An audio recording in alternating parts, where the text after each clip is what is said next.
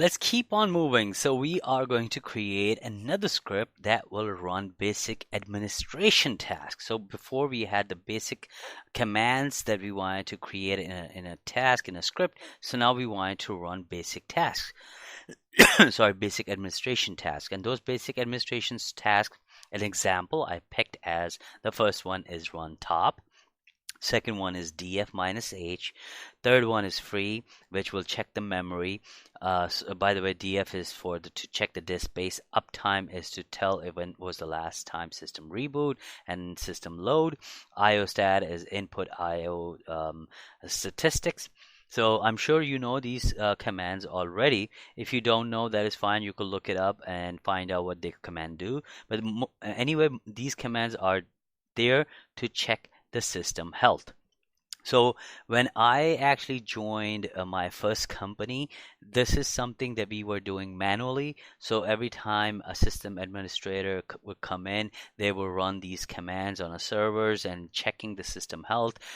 Are there any issues? Are there any disk space issues? And so and so. So when I learned somewhat of scripting at the beginning, I was like, wow, we could do so much about this and without wasting so much time. We come in, we spend like hours just going through so many systems and running certain commands. So I created the first script called check script. And that would check the system health and it would actually I added so many things later on, so many other commands that actually we needed as by the system. But anyway, the point is that you could automate all those system administration checking type of related task in a script. So let's create a new script. And we are logged in as ourself, and we are in our home directory and script directory. And as you know, we have these two scripts that we created, and then we have a few empty files. That's fine, we'll leave them there. The next script we want to do admin tasks. So this is the name I picked. You could pick anything that best fits the description of your task. Go ahead and hit enter. What do you do first? You define the variable. Yes, then author, who is writing the script, that is you. In my case, me, of course.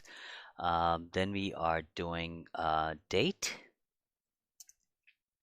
08/22/2020, let's say. Then we are doing description.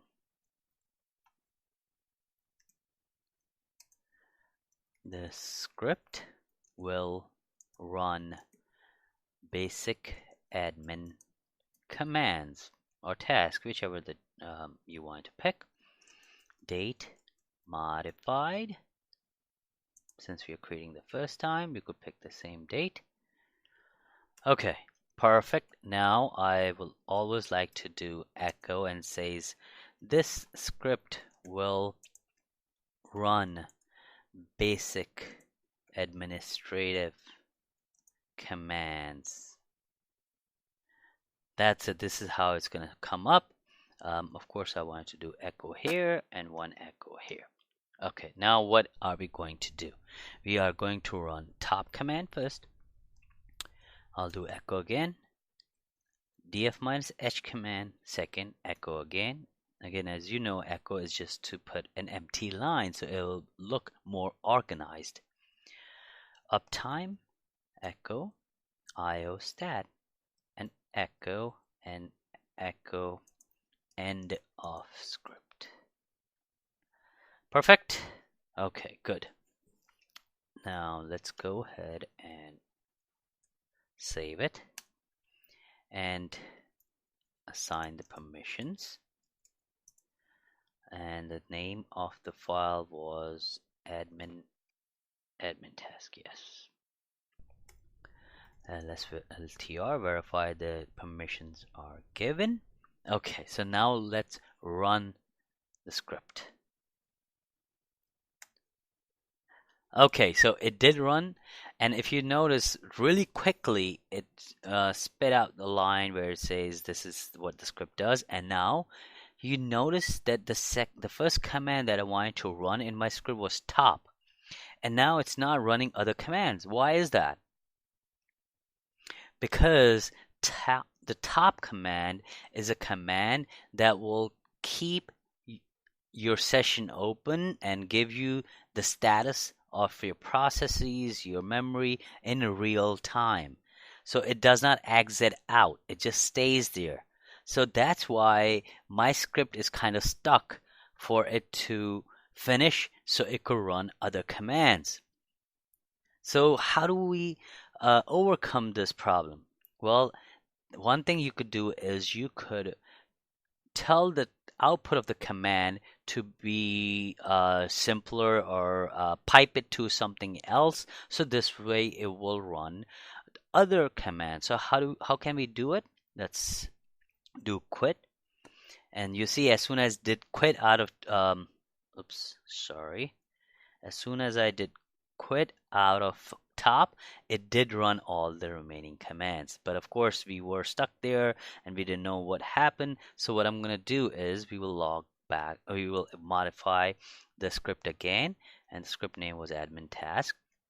And this time what we're going to do is we are going to say that when top runs, just give me the first 10 lines. That's fine, because mostly the top part of the top command is the most important one, which gives you the information about memory, CPU, processes, important most processes that are taking up most of the CPU. So I'm gonna pipe it to head -10, and then we will run that command again, the script again. Okay, so let's run it now. Admin task. Hit enter. All right. See, it gives you. It's gonna wait for a few seconds, and then it'll give you everything, because it was processing, and now it gives you from here.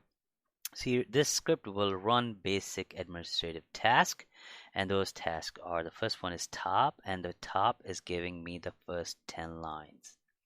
Then it runs df-h command, which is giving me the output up to here. Then it's running free.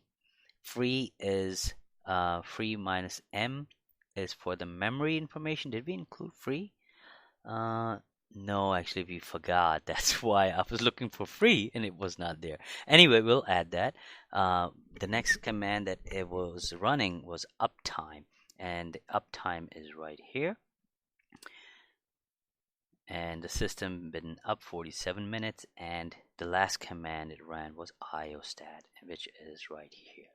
And the last thing we added was end of script. So of course we missed the missed the free command. That's fine. We'll go ahead and add that in, and it was after df-h. So echo free -m, put echo here, and now I have added the missing command that we wanted to run.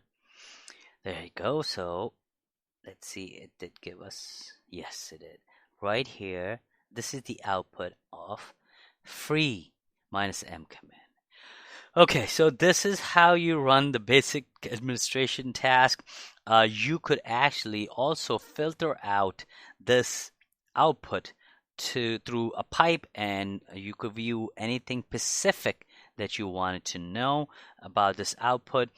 So what happened was, in my beginning years, when I joined my first company, when I ran this, when I created this check system script, what I did, it was throwing up so much information that we really didn't need it. So we modified, filtered out a lot of output that was coming from these commands. So you could do that too, depending on what exactly you're looking for.